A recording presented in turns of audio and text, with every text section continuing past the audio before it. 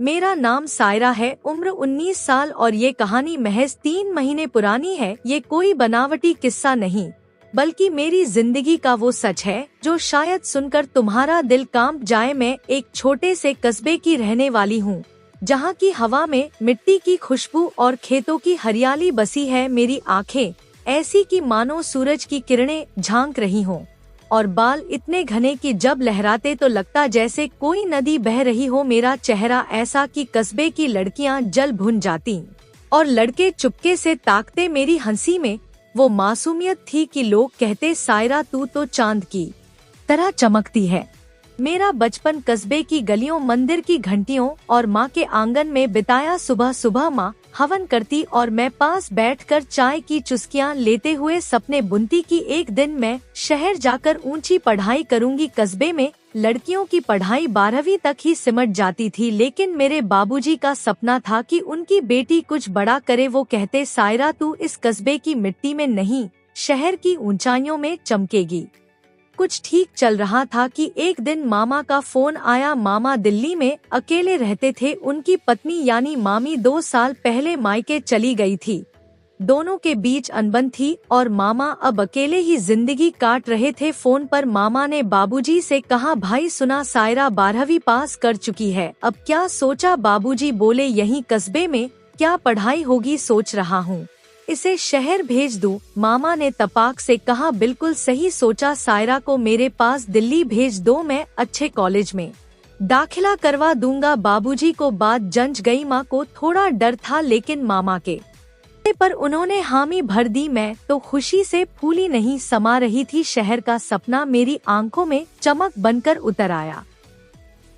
दिल्ली पहुँचते ही मेरे दिल में अजब सी हलचल हुई। ऊंची ऊंची इमारतें, चमचमाती गाड़ियां और हर तरफ रौनक। ये दुनिया मेरे कस्बे से बिल्कुल अलग थी। मामा ने ऑटो में बैठते हुए कहा, सायरा देख, यही है असली दुनिया, यहाँ लोग अपने सपने पूरे करते हैं, तुझे भी यही चमकना है। उनकी बातों में जोश था और मैं मन ही मन मुस्कुरा रही थी। मामा का घर छोटा लेकिन सुंदर था। एक कमरा, एक किचन और एक छोटी सी बालकनी। मैंने सोचा रहने लायक तो है। मामा बोले, थक गई होगी, पानी पी, खाना मंगवाता हूँ। मैंने कहा, नहीं मामा, मैं बना लूंगी। वो हंसकर बोले, अरे अब तू शहर आ गई है, थोड़ा आराम कर।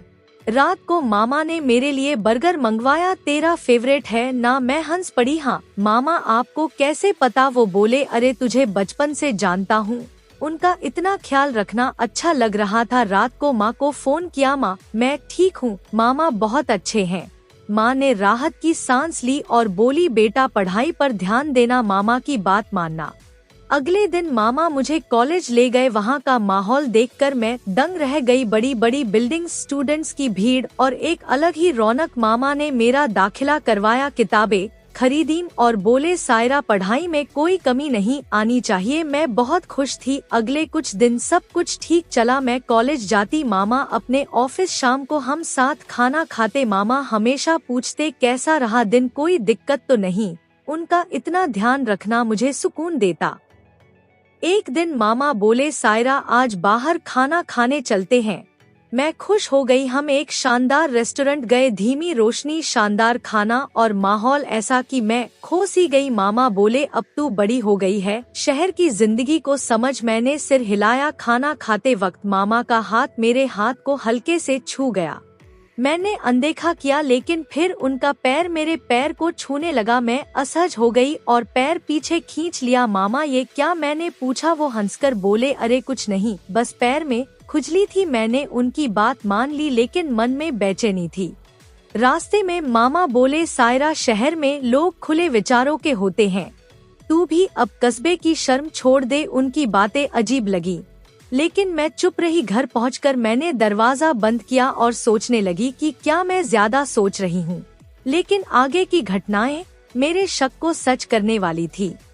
कुछ दिन बाद मामा का व्यवहार और बदल गया। वो अब जरूरत से ज्यादा करीब आने लगे। कभी मेरे कंधे पर हाथ रखते, कभी बालों में उंगलियां फेरते पहले मुझे ये सामान्य लगा, लेकिन अब ये हर रोज होने लगा। फिर एक रात मैंने कुछ ऐसा देखा जिसने मेरे होश उड़ा दिए। मामा के कमरे में एक लड़की थी, लंबी, सांवली और खूबसूरत। पहले मैंने सोचा कोई रिश्तेदार होगी, लेकिन वो रोज आने लगी। मैं पढ़ाई में डूबी रहती, लेकिन मेरे कान उनकी फुसफुसाहट सुनते। एक रात पानी लेने उठी तो देखा वो लड़की मामा के गले लगी थी और मामा उसकी कमर पर हाथ फेर रहे थे।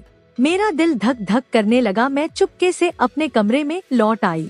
अगली सुबह मैंने हिम्मत जुटाकर पूछा, मामा वो लड़की कौन थी? वो हंसकर बोले, अरे सायरा, तू बच्ची है, वो बस एक दोस्त है। उनकी हंसी में कुछ छुपा था। मैं और सवाल करती, लेकिन उन्होंने बात टाल दी। अब मेरा शक और गहरा हो गया। मामा का व्यवहार दिन ब दिन अजीब होता जा रहा था। एक दिन वो मेरे पास बैठे और मेरे कंधे पर हाथ रखकर बोले, सायरा, तुझे अपने घर जैसा लगना चाहिए। उनका स्पर्श अब असहज कर रहा था। मुझे अब सच्चाई जाननी थी। मैंने एक तरकीब सोची। मामा के कमरे में एक पुराना संदूक था। मैंने अपना फोन वहां छुपा दिया और रिकॉर्डिंग शुरू कर दी। अगली सुबह मैंने वीडियो देखा। जो देखा उसने मेरे पैरों तले जमीन खींच ली। मामा और वो लड़की न सिर्फ प्रेमी प्रेमिका थे, बल्कि उन्होंने मामी को रास्ते से हटाने की साजिश रची थी। वो संपत्ति हड़पना चाहते थे और मुझे भी अपने जाल में फंसाने की कोशिश कर रहे थे। वीडियो में मामा कह रहे थे, बस थोड़ा और वक्त, फिर सब हमारा होगा, इस लड़की को भी काबू में कर लेंगे। वो लड़की हंसकर बोली, काबू में या रास्ते से हटा दें? मैं सन्न रह गई। मेरे लिए वो सिर्फ मोहरा थी। मैंने तुरंत अपने कस्बे के एक दोस्त को फोन किया जो पुलिस में था। उसे सारी बात बताई और वीडियो भेज दिया। उसने तुरंत कार्रवाई का भरोसा दिया। मैंने मामा के सामने नॉर्मल बर्ताव रखा ताकि उन्हें शक न हो। शाम को पुलिस उनके घर पहुंची। मामा का चेहरा सफेद पड़ गया। इंस्पेक्टर ने वीडियो चलाया और मामा की बोलती बंद हो गई। पुलिस ने उन्हें और उनकी प्रेमिका को गिरफ्तार कर लिया। मैं दूर खड़ी देख रही थी। वो मामा जिन्हें मैं अपना समझती थी, आज सलाखों के पीछे थे। मैंने न सिर्फ खुद को बचाया बल्कि मामी को भी इंसाफ दिलाया। अब मैं अपनी पढ़ाई पूरी करके कुछ ऐसा करना चाहती हूँ ताकि कोई और लड़की ऐसी साजिश का शिकार न बने। मैं अब आजाद हूँ, सच के साथ।